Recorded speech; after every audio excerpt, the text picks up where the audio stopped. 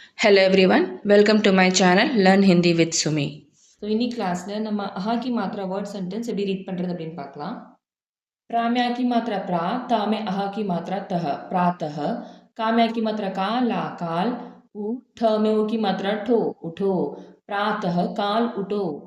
मा में छोटी उ की मात्रा मु, ज में ए की मात्रा जे मुझे. चा में अह की मात्रा छह, फ ला फल.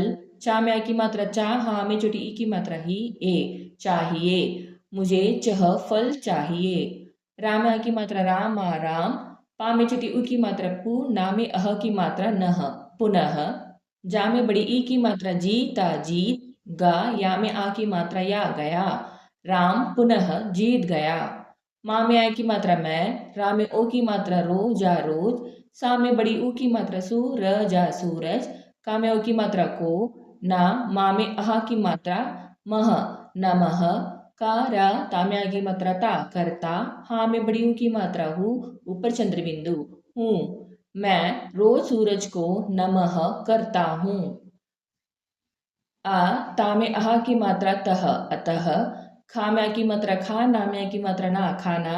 खा में आ की मात्रा खा, ओ खाओ. अतः खाना खाओ.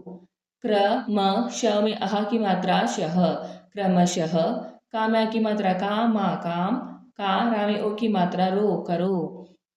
क्रमशः काम करो. ओ मा ओम, न, म में अहा की मात्रा मह, नमः.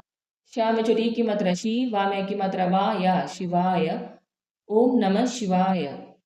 प, ड, ना में की मात्रा ने, पढ़ने.